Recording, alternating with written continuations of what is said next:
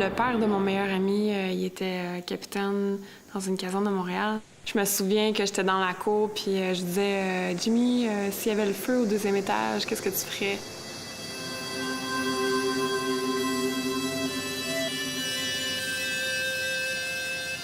Je pensais pas qu'il y avait nécessairement de femmes qui faisaient ce métier-là, mais je m'étais jamais arrêtée à poser la question.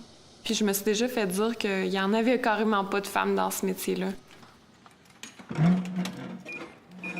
Par hasard, j'ai rencontré un ami avec qui je faisais beaucoup de sport quand j'étais jeune. Puis lui est allé suivre un cours de pompier en région. Puis il me dit, il faut absolument que tu viennes avec moi. Je te vois tellement faire ce métier-là.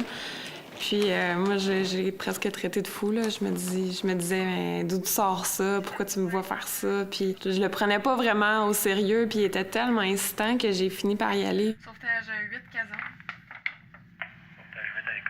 Dans la barrière, là, la première porte vis-à-vis de toi, il va y avoir un escalier qui va être juste là. Puis tout de suite au sud de cette porte-là, avec l'escalier, tu vas voir le local Tango. Moi, j'ai eu un coup de cœur instantané au premier cours. Je pense qu'il y avait un petit côté danger là-dedans qui m'attirait vraiment beaucoup.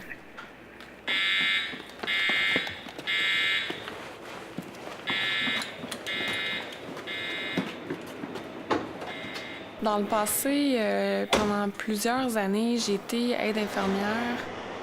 C'était vraiment un milieu exclusivement de femmes où moi j'ai travaillé. C'est un métier qui était très physique.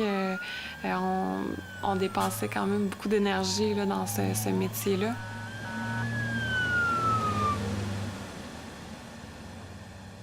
La polémique numéro 1 quand j'étais à l'école, c'était la fameuse question « Si je rentre au feu avec une fille puis qu'il m'arrive quelque chose, elle va-t-elle être capable de me sortir? »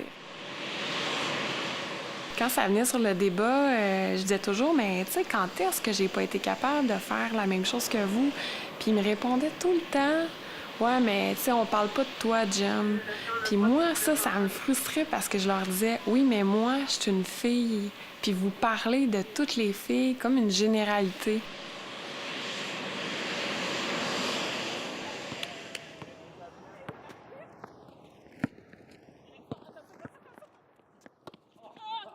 Je pense que ma façon de réagir a beaucoup évolué avec le temps.